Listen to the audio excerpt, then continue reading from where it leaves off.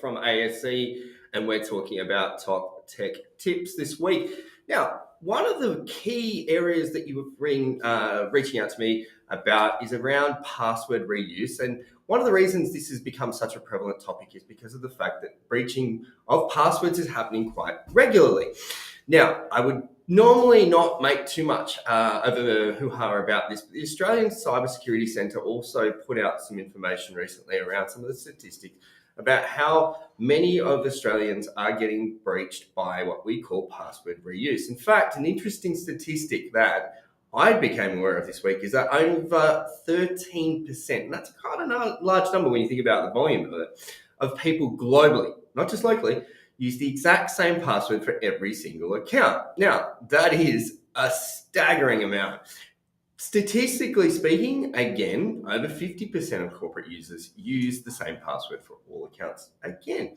Now, why is this an issue, and how can we help combat some of this? Now, one of the reasons for this being an issue is that regular service providers, such as your email account, such as your Netflix, sometimes your Facebook, sometimes your LinkedIn, all those accounts get breached on a regular basis. And because of that, information around your username, your email address, and your passwords can appear on the dark web quite regularly.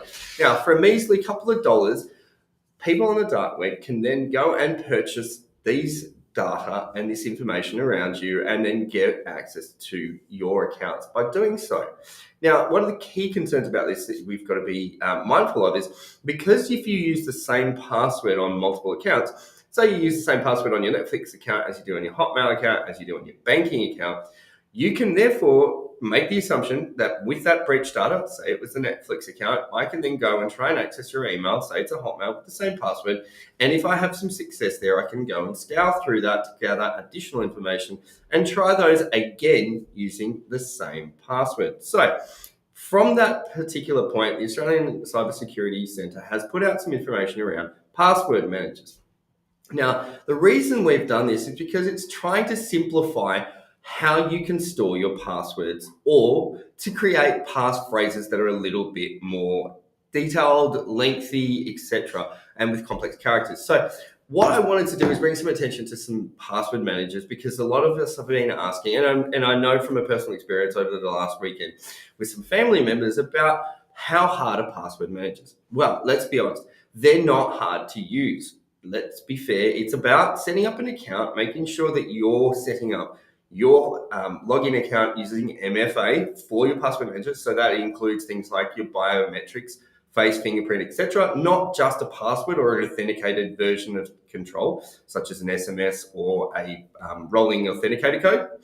But the reason you want to do is using these apps, you can use algorithmic passwords across multiple platforms and multiple devices. So it could be, for example, your laptop. If you're using a laptop, it can be stored using the password manager. If you have that same login account, for example, on your mobile device, you can download the mobile application version of your password manager.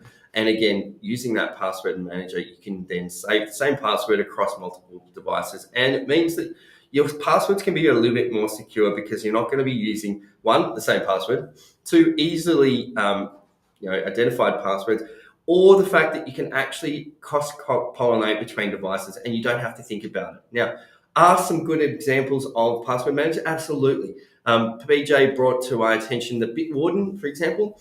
Great product. It's free for personal use, so feel free to check out Bitwarden. 1Password is also one of the well-known industry password managers.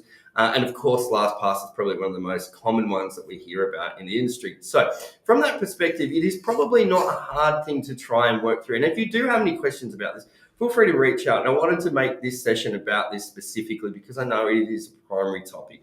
So feel free to have a look at those websites, Bitwarden, 1Password, LastPass. Play around with them. There are free trials, for example, with all of those providers. I know Bitwarden, however, is continually free, not just upfront. Have a look and see if you can get used to some of the complexities that may be involved around using password manager, but it will also potentially save you guys in the long run about sharing passwords, especially when we're talking about corporate accounts. 50% of corporate accounts use the same passwords, and that can be dangerous, especially when you consider things like password escalation and privilege escalations are on Microsoft 365. So if you happen to be breached, then they can escalate that privilege to an administrator level and have more access to your corporate data.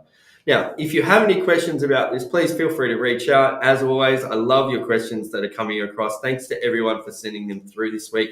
I hope some of this made sense. And if there are any further questions, feel free to reach out. As always, be safe out there. I know that it is a wet weekend here in Sydney that we're expecting, so please make sure you've got your wellies on. And I look forward to answering more of your questions and having more of your topics discussed next week, same time, same place. Until then, be safe.